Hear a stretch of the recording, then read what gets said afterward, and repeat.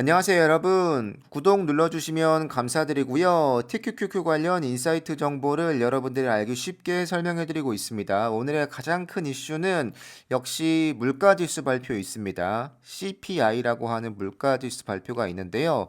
오늘 10시 반에 있고요. 지금 선물이 마이너스 0.4%쯤 하락을 하고 있는데 이거 사실은 별로 안 중요합니다. 이 물가지수에 따라서 플러스 2% 가고 마이너스 2%갈 수 있어요, 사실. 네. 너무 높게 나온다면 분명히 기업들에게 주가에 안 좋은 영향을 줄 수밖에 없고요.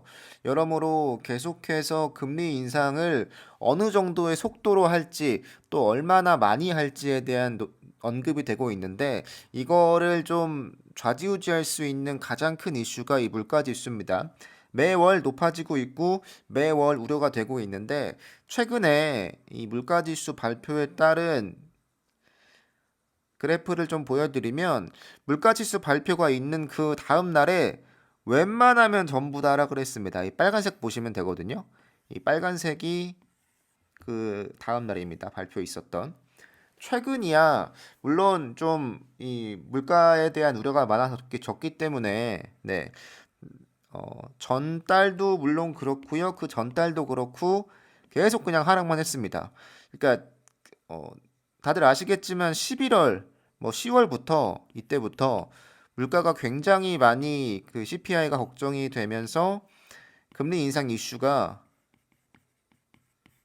이 시장을 한번 확 휩쓸었죠.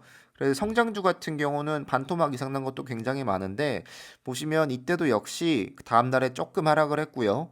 네, 역시 하락을 했고 최근에는 하락을 굉장히 깊이 했고 오늘 어떻게 될지가 중요합니다. 반등을 한번 했었기 때문에 어떻게 될지는 모르겠지만 역시나 좀 조금 무서운 게 있죠. 지켜본 입장에서 얼마나 오를지가 좀 분명한 이슈고 유가가 마이너스가 많이 됐지만 2월 CPI가 7.8% 전망이라고 합니다.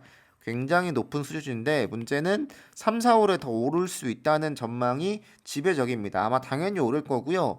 유가가 올랐기 때문에 여기에 대한 이슈가 반영이 될 거라고 봅니다. 전쟁 이슈가 끝나지 않는 한 뭐 끝나도 뭐 당장 내려갈 수는 없을 겁니다. 네. 다만 이러한 이슈가 시장을 휩쓰고 있기 때문에 어쩔 수 없을 거라고 보고요. 또 에너지 제재 관련 이야기가 나오고 있다 보니까 물론 휴전 뭐 이슈도 나오고 있습니다만 좀 지켜봐야 할 게 분명히 있고 유가가 200달러 가면 CPI가 10%까지 간다는 이야기가 있습니다. 다만 200달러는 꽤 높은 정도니까 현실 가능성이 있을지는 모르겠으나 4월까지 CPI가 한 8%까지 갈 수 있다는 전망은 충분히 나오고 있습니다. 125달러만 돼도 찍고 내려오긴 했지만 그래도 110에서 왔다 갔다 하고 있죠. 이렇다 보니까 CPI가 잡힐 가능성이 없고 이게 꾸준히 계속된다라는 내용이 많습니다. 이게 뭐 물가가 좀 내려온다 이런 느낌이 아니고 앞으로 몇 년 동안 이렇게 이어질 거다라는 이야기가 많습니다. 여러 전망들을 보면 뭐 7.5에서 8% 나올 거다 아니면 8% 이상 나올 거다 좀 의견이 많이 갈리고 있긴 합니다. 다만 문제는 7.8%가 낮은 게 아니라는 게 문제입니다. 이게 어 절대 낮지 않기 때문에 8%가 넘어가면 주식들은 조금 힘들어질 수 있는데 지켜봐야 될 것 같아요. 높게 나온다면 나스닥 100이 추종하는 TQQQ는 역시 좀 안 좋아질 수밖에 없다라고 생각을 하고요. 대체로 전망치는 아마 10%가 넘어갈 수 있다고 전망하는 것 같습니다. 이 10%가 넘어간다. 여기는 뭐 15%가 갈 수 있다. 뭐 이런 이야기들 있죠. 퍼센트로만 보면 조금 장기적으로 10%를 넘는다는 이야기는 꽤 어렵지 않게 나오고 있는 중입니다. 좀 잡혀야겠죠. 그래야 우리가 실제로 소비하는 것들 좀 나아질 거고 그리고 기업들의 주가도 이런 금리 인상 이슈에 조금 방어를 할 수 있을 거라고 봅니다. 네. 그래서 이 내용은 여기까지 전해드리고요. 네. 내일 다시 관련 내용으로 찾아오겠습니다. 감사합니다.